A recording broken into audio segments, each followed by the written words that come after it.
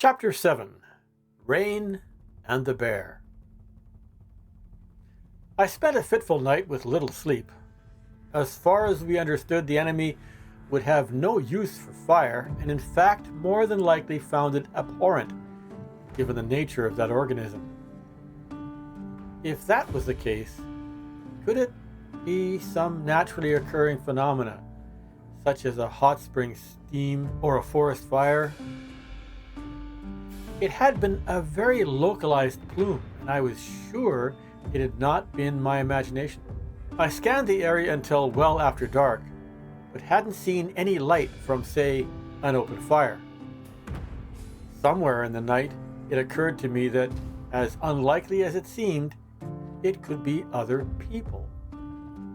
Something no one had expected when I departed Vancouver. As the sun came up, I was busy once again focusing on the area where I had spotted the smoke the evening before, but there was nothing, even though the day dawned bright and clear. I decided this was very significant information and I should get back as quickly as I could to share the news. So as soon as I had finished my breakfast, I turned my back to the already cloud-stifled sunrise and headed west to the ocean.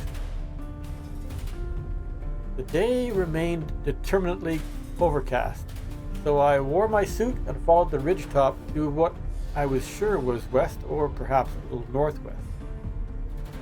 After 2 full days of slogging along, I finally reached the end of the ridge and climbed down into a heavily forested lowland. I'd seen plenty of birds and squirrels, but no other wildlife was making a showing. I was likely making too much noise. With intermittent appearances of the sun, using my sun compass, I was able to at least establish that I was indeed heading northwest. Mid-afternoon on the 3rd day, I broke out of the forest onto the edge of a wide, slow-moving river. I surmised it must be Hardy River, the one I had swam on my way down, even though it had changed its nature significantly as it approached the sea. I was just considering if I should rest for the remainder of the day and swim it in the morning when I had a brainstorm. If it was going to the sea, why don't I just float down with it? I pulled up my hood, took off my pack, and secured it to my belt. Took off my mask, secured it as well, and stepped out into the water. It was shallow for a ways, but I was finally able to lay back and drift on the gentle current, the buoyancy of my suit coming into play again. What bliss! I lay back, gazing up at the sky as the sun broke through the clouds again. I was concerned about the sparkling issue with my suit, but quickly found that as long as the material was under a slight layer of water, it remained a dull grayish green. The hood was a different matter, so I folded it back and left my head bare. The water was chilly, but I gritted my teeth and found it soon did not bother me much. The water had a slightly salty taste, so I was sure I was already in the tidal zone and would reach the sea very soon. Something flashed by me quite close, going against the current. Then again, I didn't see anything since I was sky gazing, just felt the water motion against my body. I struggled into an upright position, spluttering and looking around. Nothing. I swung around. The water was smooth and calm. My first fear was sharks.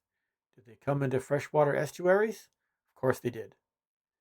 There was a slight splash behind me, and I spun around. A pair of dark black eyes regarded me from a gray face polka-dotted with black spots and a black nose. The Poca vitulana was only 2 arms' length away, and I racked my brain trying to remember if seals were dangerous. I brought my pack around in front of me in a defensive position and reached for my pistol when I looked to my left. Another seal looked back from an even closer position. Something in their demeanor told me they were curious, not aggressive, so I stared back with my hand on the handle of my pistol still in its holster. Then, just as suddenly as they had appeared, they seemed to lose interest and were gone. Looking around, I saw the trees were thinning, and downstream there were no trees at all. The river banks were now higher and muddy. I decided that it was time to leave the water. As soon as I climbed back up the grass to the top of the bank, the smell hit me. An awful, heavy, choking stench of what I could not imagine. The breeze was coming from the west, so I stood on the butt of a fallen tree and adjusted my lenses. There was the sea. Across a wide, marshy expanse of reeds and scrubby trees, I could see the sun reflecting off the water. My suit lit up like a light show, and I sat down quickly, trying to take cover behind the fallen tree trunk. I seem to remember conjuring up some appropriately ungentlemanly words at that point. Who could blame me? I stripped off the suit and stuffed it into my pack, which was likewise sparkling madly, and pushed it under the log.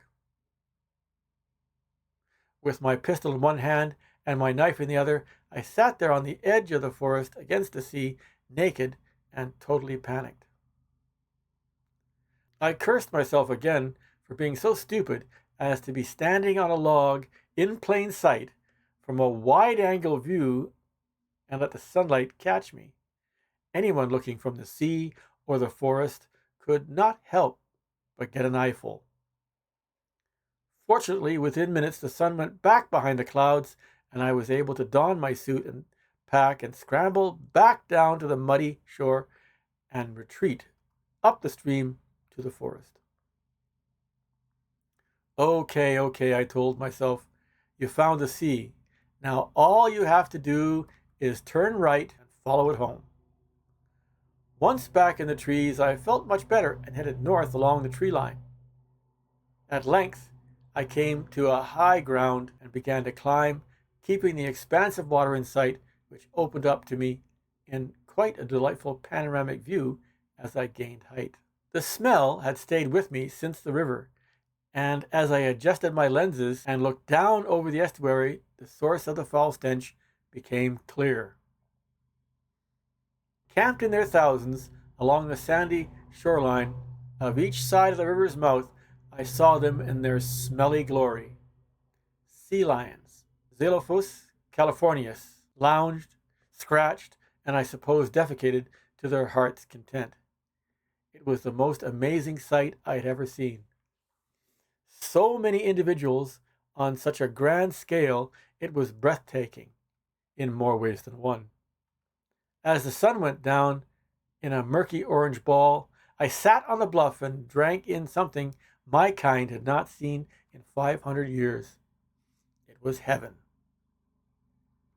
Absolutely exhausted, I do not remember falling asleep. I just faded out like the sunset.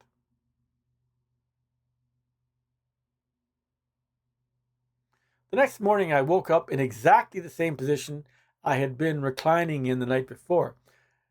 So tired, I had not even stirred in the night. I was just too spent to go on again and decided to take the day off and rest. I had never been so interested in the ocean, but it was different here. In Vancouver, the seashore is completely built up with defensive emitter arrays that had been there for many years. There were viewpoints, of course, but no beach to walk on. So on the following day, when I was forced down onto the beach by the rocky terrain, it seemed just fine to me.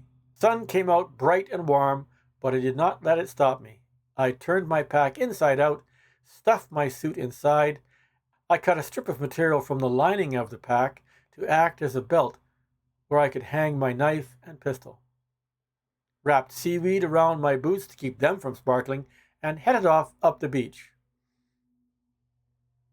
With the sea gently lapping the shore on my left and the rocky cliff on my right, I had finally regained some heart. This was living, I can tell you, but best of all, I was headed home. I followed the shore in and out of little coves at a fairly rapid pace, the going being level.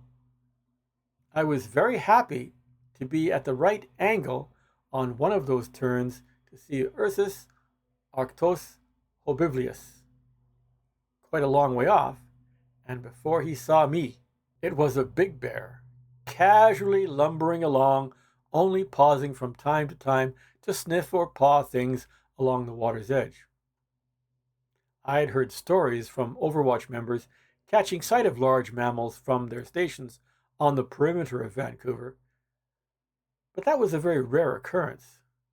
It was believed the defenses we had in place generally annoyed wildlife, so they rarely put in an appearance within view of the city. This was a big fellow, brown and shaggy from his winter's sleep. He seemed to have some destination in mind by the way he was pacing along. At that speed, he would soon be at the sea lion colony, which I suspected was his destination. Having no interest in standing in for a sea lion pup, I retreated a short distance and scrambled up a rock face toward the trees above. To my alarm, I soon found it was too steep and unstable to continue much farther, and turned to assess my perch. I would have liked to have been higher, but was afraid of tumbling back down to the water level. Bear food. I had just drawn my pistol when Bruno came around the corner. He had appeared much sooner than I had estimated, traveling so fast. At first, I imagined he would simply pass by, but as soon as he came to my tracks in the sand, the language of his body changed. Waving that great head down to the tracks and then up to sample the air, I had a sudden sinking feeling. Scanning about, he must have caught my scent, for he walked straight over to the place I had left the beach and looked up right at me as if checking the ripeness of a piece of hanging fruit. Rising up on his hind legs and placing his forepaws on the rock, we looked into each other's eyes. I keep saying he, but I really had no idea if it was male or female. But if that was a sow, I hate to imagine what size a boar would get to. Anyway, when he stretched out his neck, his nose was only about 2 arms' lengths from my left foot. I pointed my pistol and held my breath. His watery black eyes seemed to assess the potential, then abruptly decided he preferred sea lion steak, pushed away from the rocks, plopped down on all fours, and proceeded on his merry way. I let out a breath I did not realize I was holding. A sudden thought came to me, and I looked at the little pocket pistol in my hand. I knew the size of the projectile that came out of it, and mentally compared it with the size of the face I had just seen so close to making dinner of me. Looking back and forth between the gun and the huge furry bear behind, rapidly disappearing into the distance around the beach, I came to a chilling conclusion. Had I pulled the trigger, it occurred to me, I would have done nothing more than irritate the beast. Like me swatting a mosquito, I said to the gun in my hand, and made a mental note to get a bigger one if I ever left Vancouver again. Hoping Bruno had no cousins with similar culinary ambitions on this route, I traveled on. Keeping an even sharper eye out, I was doing my best to place myself on the map. I could not. From time to time, I would attempt to shortcut across some peninsula jutting out into the ocean, but soon found the time and distance saved was not worth the effort in the long run, and stuck to the beach. 3 days later, I rounded a bend and caught the familiar smell of our emitter array. As expected, my skin began to tingle, but it was an hour before I actually caught sight of one of our emitter towers. I was obviously already within the protective bubble of Vancouver, and home at last. We enjoy bringing these productions to you. Please leave a comment to tell us how we are doing. Oh, and why not subscribe as well? There's lots more to come.